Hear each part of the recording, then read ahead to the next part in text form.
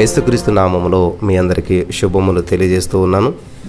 ఈరోజు మనం ధ్యానించుకోబోయేటువంటి విషయాలు కెరూబుల గురించి మనం ధ్యానం చేసుకొని పోతున్నాం. ఈ యొక్క కెరూబులు వాస్తవిక జీవులు, శక్తిమంతులు, ఆకాశ జీవులు. దేవుడి యొక్క ఆజ్ఞ మేరకు ఈ కెరూబులు ఏం చేస్తాయంటే నిబంధన మందసంలోకి ప్రవేశపెట్టబడ్డారనమాట. అలాగే సాక్ష్యపు గుడారంలోను సొలొమోను కట్టించినటువంటి దేవాలయంలో కూడా అలంకారం కోసం ఈ కెరూబులు శిల్పాలు చెక్కారనమాట. కెరూబులకు రెక్కలు, పాదాలు, చేతులు ఉన్నాయి. యెహెజ్కేలు గ్రంథం మీరు చదివినట్లయితే 10వ అధ్యాయం ప్రకారం కెరూబులకు ఒంటి నిండా కండ్లు ఉన్నాయి. చక్రం పేర్చబడినటువంటి రథాలతో వీళ్ళు వచ్చారు అని చెప్పి మనం చూస్తాం. యెహెజ్కేలు గారు ఈ సందర్భంలో యెరూషలేము నాశనాన్ని గురించి ప్రవచించారు. యెహెజ్కేలు గ్రంథం 9వ అధ్యాయం 3వ వచనం ప్రకారం మీరు చూసినట్లయితే ప్రభు సింహాసనం మీద నుంచి దిగి వచ్చాడు అని చెప్పి అక్కడ ఉంటుంది. ఆయన కెరూబు పై నుండి దిగాడు అని చెప్పి మనం చూస్తాం. మందిరంలోకి వచ్చాడు, ఆ కెరూబు పై నుంచి దిగి అని చెప్పి మనం చదువుతాం.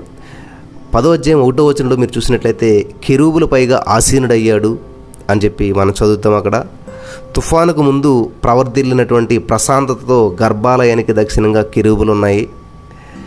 పట్టణం వేపు ముఖాలు పెట్టి ఉన్నాయి. పట్టణం వైపు మరి యొక్క కెరూబుల ముఖాలు పెట్టినట్లుగా మనం చూస్తూ ఉన్నాం. దేవుడి మహిమ యెరూషలేము నుంచి నిష్క్రమిస్తుందని చెప్పి కెరూబులు సాక్ష్యం ఇచ్చారు.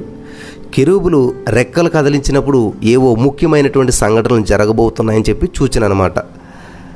10వ అధ్యాయం 5వ వచనంలో మీరు చూడవచ్చు, కెరూబులు అంతటితో లేచి వెళ్ళిపోయినట్లు వర్ణించబడింది. ప్రియులారు గమనించాలి, యెహెజ్కేలు గ్రంథం 10వ అధ్యాయం తీసి దగ్గర పెట్టుకోండి. ఆ 10వ అధ్యాయం మనకంత బాగా అర్థం కాకపోవచ్చు, కానీ ఒకటి మాత్రం ప్రతి ఒక్కరూ గ్రహించగలుగుతారు. కెరూబులు దేవుడి మహిమనే ఎల్లప్పుడూ అన్వేషిస్తారు. గమనించాలి, దూతల్లో కెరూబులైనా సెరాపులైనా ఎవరైనా కూడా ఆడవాళ్ళు అనేటువంటిది ఉండదు అనేటువంటిది విషయం. వాళ్ళు పెళ్ళిళ్ళు చేసుకుంటారు ఏంటి అనేటువంటి విషయాలు ఇంకా ముందు మీ ముందుకు నేను తీసుకొస్తాను.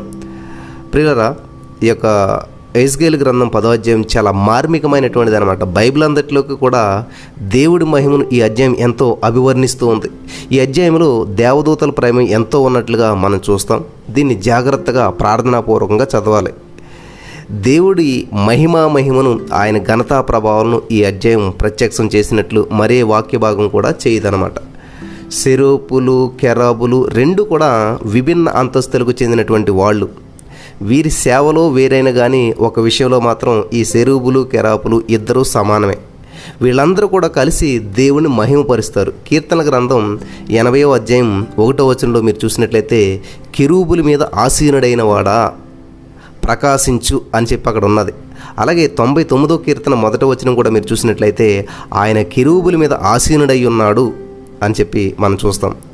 దేవుడి మహిమ ప్రత్యక్షంగా పరలోకంలో అందరికీ కనబడుతుంది, ప్రతి నోట వినబడుతుంది. ఆదికాండం 3వ అధ్యాయం 24వ వచనంలో చూసినట్లయితే కెరూబులు ఏదెను తోటను కాపాడారు. అరణ్యంలో ఉన్నటువంటి సాక్ష్యపు గుడారంలో కరుణాపీఠంలో కెరూబులు ఒక భాగంగా గుర్తించబడ్డారు. నిర్గమకాండం 25వ అధ్యాయం 18వ వచనం మీరు చదువుకున్నట్లయితే అక్కడ మీరు చూడవచ్చు. అలాగే కెరూబులు అతి పవిత్ర స్థలాన్ని కాపాడుతూ అర్హత లేనటువంటి వాళ్ళు అందులో ప్రవేశించకుండా చూశారనమాట. కెరూబులు ప్రధాన యాజకుడికి కూడా మరి రక్షణగా ఉన్నారు అని చెప్పి మనం చూడొచ్చు. ప్రధాన యాజకుడు అతి పరిశుద్ధ స్థలంలో అంటే అతి పవిత్ర స్థలంలోకి రక్తంతో దేవుడి సన్నిధిలో ప్రజల పక్షంగా ప్రవేశించాలి. అతడు మాత్రమే అతి పవిత్ర స్థలంలోకి వెళ్ళడానికి అర్హుడు. కానీ విశ్వాసులు విముక్తి పొందినటువంటి ప్రజలు అని మీరు గమనించాలి. అందుచేత వీళ్లకు విశేషాధిక్యం ఉంది. రక్షణ పొందినటువంటి ప్రతి విశ్వాసి కూడా దేవుని యొక్క సంతానం అవుతారు, దేవుని పిల్లలవుతారు. యోహాను సువార్త 1:12 ప్రకారం ఎందరో ఆయనను అంగీకరిస్తారో వారందరూ కూడా ఆయన పిల్లలగుటకైనా అధికారమిస్తూ ఉన్నాడు. యేసుక్రీస్తు ప్రభువారి ద్వారా మనం దేవుని సన్నిధిలోకి అతడు నిరభ్యంతరంగా ప్రవేశించవచ్చు. ప్రతి విశ్వాసి కూడా యాజకుడే. కెరూబులు విశ్వాసులను కృపాసనం దగ్గరికి ఆహ్వానిస్తారు, అడ్డగించరు. అయితే విశ్వాసి వినయశీలి అయి ఉండాలన్నమాట. యేసుక్రీస్తు ప్రభువారు శిలువ మీద చేసినటువంటి కార్యాన్ని బట్టి ధైర్యంగా ఆయన కృపాసనం సమీపించడానికి కెరూబులు మనల్ని ఎంకరేజ్ చేస్తారనమాట, ప్రోత్సహిస్తూ ఉంటుంటారు. దేవాలయంలో ఉన్నటువంటి ఆ తెర నడిమికి చిరిగింది, రెండుగా చిరిగిపోయింది కదండి. ఎఫెసీ పత్రిక 2వ అధ్యాయం 19వ వచనంలో మీరు చూసినట్లయితే పౌలు చెప్పినట్లు మీరిక మీదట పరదేశులు యాత్రికులు కాదు, మీరు దేవుని నివాస గృహం, దేవుడి భక్తులతో పాటు పరలోక పౌరులు అని చెప్పి చెప్తుంటుంటాడు. పేతురు గారు కూడా ఇదే సత్యాన్ని పునరుద్ఘాటించాడు. మీరు ఏర్పరచబడినటువంటి వంశము, రాజులైనటువంటి యాజక సమూహము, పవిత్ర ప్రజలు, దేవుడి సొత్తు అని చెప్పి మనకి చూస్తూ ఉంటుంటాం. చీకటిలో నుంచి ఆశ్చర్యకరమైన వెలుగులోనికి మిమ్మల్ని పిలిచిన వాని గుణాతిశయమును ప్రచురం చేయాలి అని 1 పేతురు 2:9 మనం చూడొచ్చు. దేవుడి సింహాసనం, దేవుడి అతి పరిశుద్ధ స్థలం ఎల్లప్పుడూ కూడా పాప క్షమాపణ పొందిన విశ్వాసులకు అందుబాటులోనే ఉన్నాయి. యేసుక్రీస్తు ప్రభువుని రక్షణగా అంగీకరించినటువంటి వాళ్లకు అందులోకి నిరభ్యంతరంగా ప్రవేశం ఉంటుంది. దేవదూతలు చాలా మరి ప్రభావవంతంగా, ప్రకాశవంతంగా ఉన్నట్టుంటారు, కానీ ఆ వెలుగు యేసుక్రీస్తు ప్రభువారి యొక్క మరి గొర్రెపిల్ల ఎదుట వీళ్ళ యొక్క వెలుగు కనిపించదనమాట, అందులో లీనమైపోతుంది.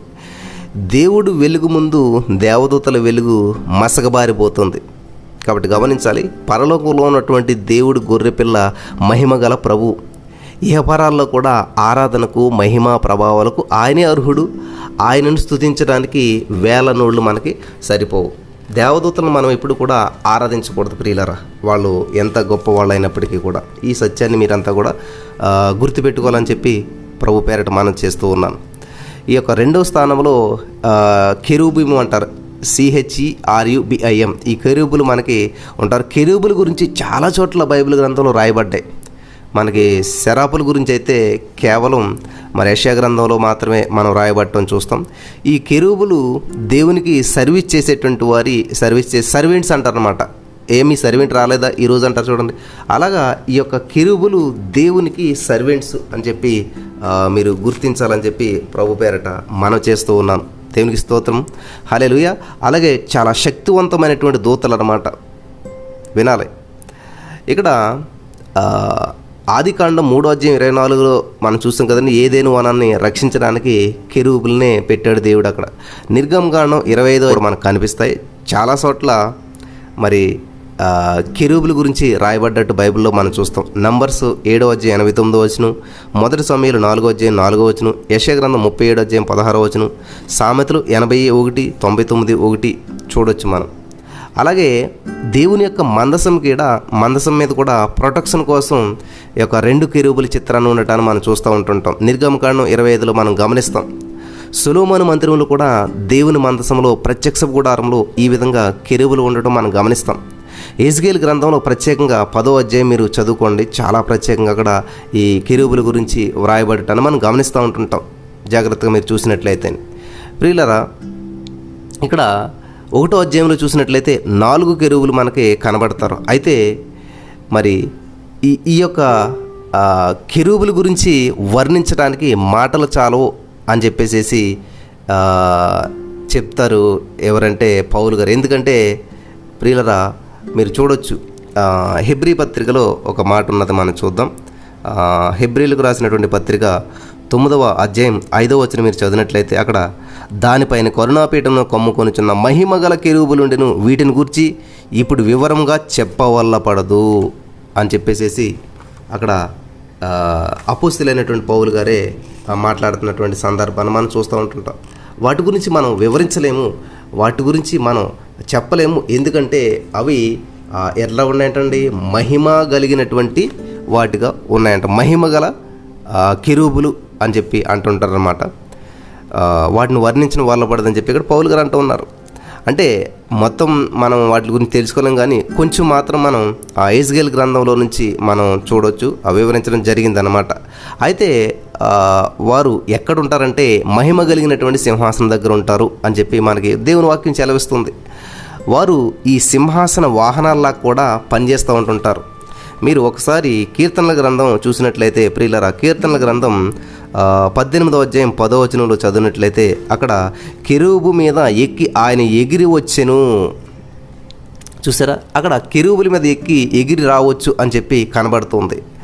ప్రియులరా, ఈ తలతల మెరిచేటువంటి ఇత్తటువంటి కాళ్ళు కూడా కలిగి ఉంటారు. యెజ్కేలు 1వ అధ్యాయం కెరూబులను మోసే ప్రత్యక్ష గుడారంలో అతి పరిశుద్ధ స్థలంలో ఉన్నటువంటి కెరూబులకు మనం 2 రెక్కలు ఉన్నట్టుగా మనం చూస్తూ ఉంటుంటాం. నిర్గమకాండం 25వ అధ్యాయం 18-22 వచనం, 37వ అధ్యాయం 7-9 వచనాలు, సంఖ్యాకాండం 7వ అధ్యాయం 8-9 వచనాలు మీరు చూసినట్లయితే కనిపిస్తారు ప్రియులారా. అలాగే ఇక్కడ 2 రెక్కలు కలిగినటువంటివి అవి కూడా మరి మానవ రూపంలో ఉండేటువంటి కెరూబులను ఇక్కడ వాడినట్టుగా మనం చూస్తూ ఉంటుంటాం. పెద్దవైనటువంటి 2 కెరూబులను 2 రెక్కలు ఉన్నటువంటివి కూడా వాడినట్టుగా మనం చూస్తూ ఉన్నాం. మరొక చోట సొలొమోను మందిరంలో, సొలొమోను దేవాలయంలో మందసం ప్రక్కన ఉన్నటువంటి కెరూబులు బంగారంతో చేసినటువంటివి, మరి సింహం రూపం కలిగినటువంటివి, మనకి 2 రెక్కలు కలిగినటువంటివి ఆ కెరూబులను అక్కడ వాడారనమాట. మీకు కొన్ని రిఫరెన్స్లు చెప్తాను, మీరు సమయం ఉన్నప్పుడు చదువుకోండి. 1 రాజులు 6వ అధ్యాయం 23 నుంచి 28 వచనాల వరకు, 8వ అధ్యాయం 6-7 వచనాలు చదువుకోండి.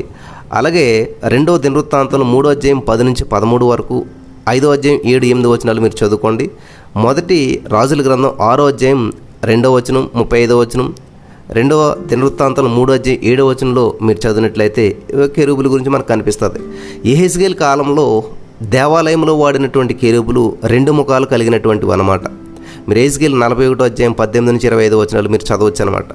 ఒకటేమో అక్కడ మనిషి ముఖం, 2 సింహం ముఖం, 2 కలిగినటువంటివి, మరి 2 రెక్కలు కలిగినటువంటి కెరూబులను కూడా అక్కడ వాడనమాట. అయితే కొందరు కెరూబులను అగ్నిలా కూడా ఉంటారు అని చెప్పి అంటుంటారు. వీరిని ఫైరీ సర్పెంట్ అని చెప్పేసి మరి వెలుగుతో కూడా ఉంటారు అని అంటుంటారు అనమాట. కీర్తన గ్రంథం ప్రకారం మరి ఇవి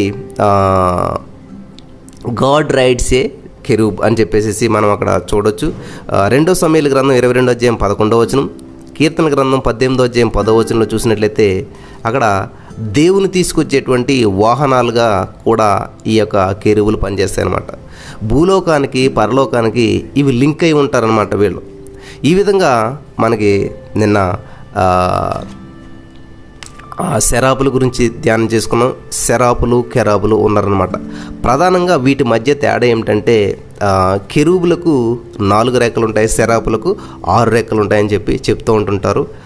ప్రియులరా, ఇక్కడ గమనించినట్లయితే కెరూబులు మరి ప్రతి చోట అక్కడక్కడ కనిపిస్తారు, కానీ శరాపులు మాత్రం 6వ అధ్యాయంలో మాత్రమే మనకు కనిపిస్తారు. ప్రియులు గమనించాలి. ఈ విధంగా సెరూబులు, కెరాపులు కూడా, సెరూబులు చూసినట్లయితే హై ఆర్డర్లో ఉంటారు, దాని తర్వాత సెకండ్ హై ఆర్డర్లో మరి కెరాబులు ఉంటారనమాట. కానీ వీరిద్దరూ కూడా దేవుని యొక్క సర్వెంట్స్. ఇంకా రకరకాల దేవదూతలు ఉన్నారు. ఈ విషయాలన్నీ కూడా మనం వచ్చేటువంటి పాఠంలో నేర్చుకొనబోతున్నాం. కెరూబుల గురించి మీకు ఒక అవగాహన వచ్చిందని చెప్పి నేను నమ్ముచున్నాను. ఈ యొక్క మాటల ద్వారా దేవుడు మనల్ని దీవించి ఆశీర్వించి బలపరచును గాక. ఆమేన్.